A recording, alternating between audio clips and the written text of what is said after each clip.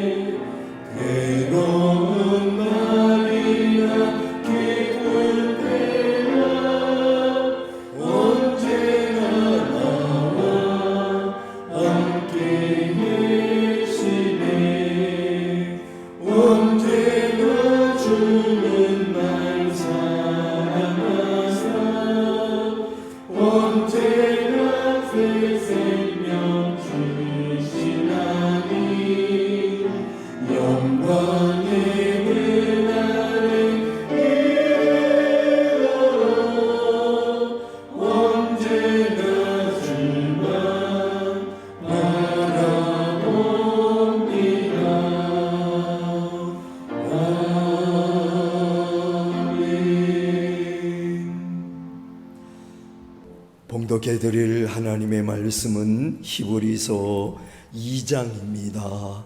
히브리서 2장 1절부터 9절까지 봉독해드리겠습니다. 그러므로 우리는 들은 것에 더욱 유념함으로 우리가 흘러 떠내려가지 않도록 함이 마땅하니라. 천사들을 통하여 하신 말씀이 견고하게 되어 모든 범죄함과 순종하지 아니함이 공정한 보응을 받았거든. 우리가 이같이 큰 구원을 등한히 여기면 어찌 그 보응을 피하리요. 이 구원은 처음에 주로 말씀하신 바요, 들은 자들이 우리에게 확증한 바니 하나님도 표적들과 기사들과 여러 가지 능력과 및 자기의 뜻을 따라 성령이 나누어 주신 것으로서 그들과 함께 증언하셨느니라.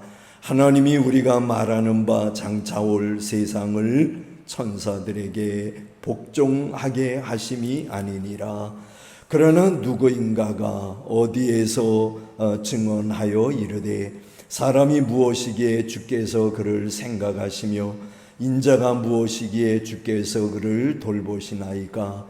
그를 잠시 동안 천사보다 못하게 하시며 영광과 존귀로 관을 씌우시며 만물을 그 발 아래에 복종하게 하셨느니라 하였으니, 만물로 그에게 복종하게 하셨은즉 복종하지 않은 것이 하나도 없어야 하겠으나 지금 우리가 만물이 아직 그에게 복종하고 있는 것을 보지 못하고 오직 우리가 천사들보다 잠시 동안 못하게 하심을 입은 자 곧 죽음의 고난 받으심으로 말미암아 영광과 존귀로 관을 쓰신 예수를 보니 이를 행하심은 하나님의 은혜로 말미암아 모든 사람을 위하여 죽음을 맛보려 하심이라. 아멘. 오늘 우리는 이 말씀 히브리서 2장을 통해서 큰 구원을 등한히 여기지 말라. 자, 말하자면 우리가 구원받았다고 하는 이 사실을 등한히 여기지 말라는 그런 내용이지요. 오늘 2장 3절 말씀을 다시 보면 우리가 이같이 큰 구원을 등한히 여기면 어찌 그 보응을 피하리요. 이 구원은 처음에 주로 말씀하신 바요, 들은 자들이 우리에게 확증한 바니.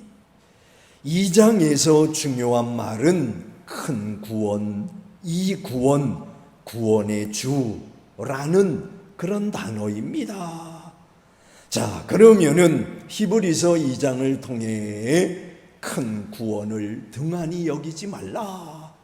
먼저 첫째로 생각하는 것은 1절부터 4절까지의 말씀을 보면 큰 구원을 등한히 여기지 말라 하는 내용의 말씀입니다.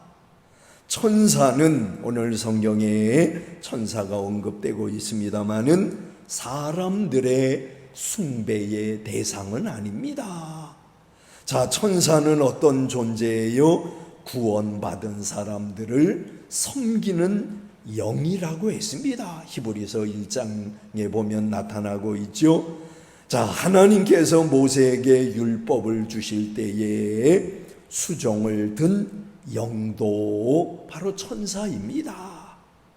히브리서를 쓴 오늘 이 사람은 본문의 말씀을 통해 천사를 통해 주신 구약의 율법에 순종하지 않아도 하나님의 벌을 받았거든. 그리스도 예수를 통해 주신 큰 구원을 등한히 여긴다고 하면 어찌 하나님의 벌을 피할 수 있겠느냐, 그렇게 경고를 합니다. 자, 이 구원의 메시지는 첫째로 주님 자신이 선포하신 겁니다. 천사를 통한 전파가 아니라 마가복음 1장에 보면 하나님의 아들이 직접 전하신 하나님의 복음이라는 겁니다. 둘째로 예수님의 제자들이 말과 글로 전파한 겁니다. 그게 복음이에요. 셋째는 하나님께서 복음 전도 현장에 표적과 기사들을 나타내 보이심으로 그 확실성을 더해 주신 복음이라는 거죠. 이 복음은 성령의 나눠주심, 곧 신자들에게 각각 주신 은사를 통해 나타났습니다. 그 다음에 두 번째로 5절부터 10절까지의 내용은 큰 구원의 성취자이신 예수님에 관한 말씀입니다. 큰 구원은 예수님을 통해 성취된 사건입니다. 예수님은 지극히 영광스러운 분이시지만은 잠깐 동안 천사보다 못하게 되셔서 사람의 몸을 입으시고 세상에 오셔서 우리의 구원을 위해 죽음의 고난을 받으셨습니다. 그러나 다시 부활하심으로 영광과 존귀함의 관을 쓰셨다는 겁니다. 먼저 고난, 그 후에 영광을 받으신 겁니다. 사람들은 고난 없는 영광을 원합니다. 주님을 위한 고난조차도 원하지 않습니다. 그래서 사람들은 고난이 없는 영광을 원하지만은, 그러나 예수님은 고난 후에 영광을 얻으셨다는 겁니다. 이런 예수님의 구속 사건은 우연히 된 것이 아니고 하나님의 뜻 가운데서 이루어진 겁니다. 자, 그 하나님은 만물로 인하고 만물로 말미암은 분이십니다. 곧 하나님을 위하여 만물이 존재하는 거예요. 만물을 주관하시는 하나님께서 그 아들을 통해 주신 구원이니까 결코 등한히 할 수 없습니다. 등한히 여겨서는 안 된다는 거죠. 그 다음에 세 번째로 11절부터 18절까지의 내용은 큰 구원의 유익에 대해서 말씀을 합니다. 예수님께서 이루신 큰 구원의 유익은 우리들에게 어떻게 적용이 됩니까? 먼저는 우리를 거룩하게 하시는 그의 피로 말미암아 우리를 거룩하게 함을 입은 자들이 되게 하셨다는 겁니다. 오늘 11절에 말씀을 하고 있죠. 또한 사탄을 없애시며 죽음의 공포에 사로잡힌 자들에게 자유를 주십니다. 그러므로 성도에게 있어서 죽음이라고 하는 것은 저주가 아닙니다. 천국으로 들어가는 관문일 뿐입니다. 그래서 우리 예수 믿는 사람들이 죽음을 두려워하지 않는 것은 바로 이것 때문이라는 거죠. 자, 예수님은 큰 구원을 통해 삶과 죽음의 의미를 새롭게 해 주셨습니다. 또한 우리의 죄를 구속해 주십니다.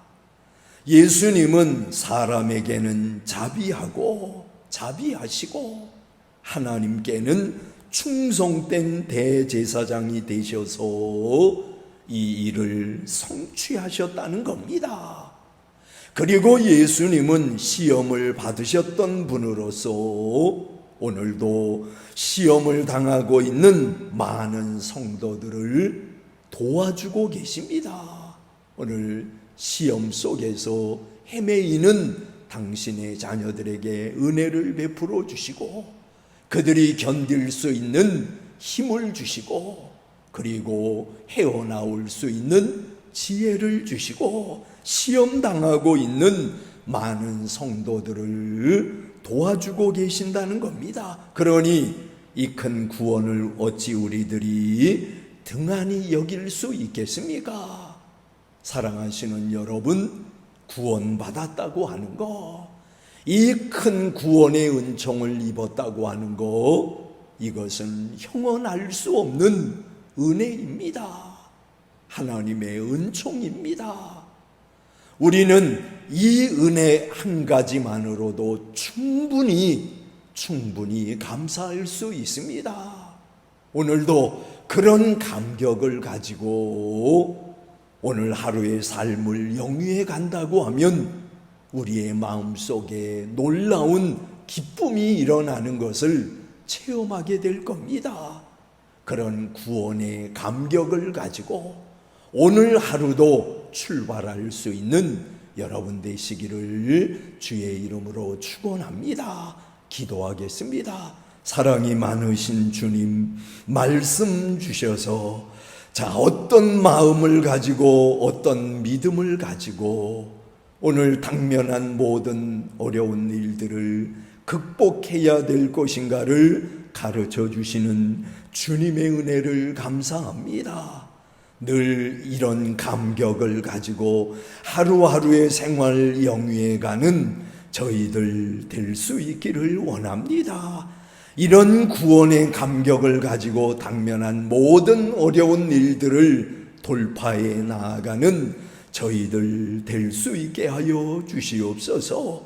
이 놀라운 은혜를 입은 우리들, 이 은혜에 감사하며 이 은혜에 보답하며 살아가는 축복된 인생 되게 하여 주시옵소서. 예수님의 이름으로 기도하옵나이다. 아멘.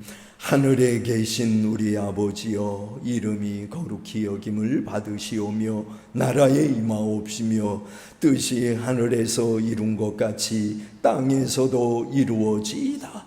오늘날 우리에게 일용할 양식을 주옵시고 우리가 우리에게 죄 지은 자를 사하여 준 것 같이 우리 죄를 사하여 주옵시고 우리를 시험에 들게 하지 마옵시고 다만 악에서 구하옵소서. 대개 나라와 권세와 영광이 아버지께 영원히 있사옵나이다.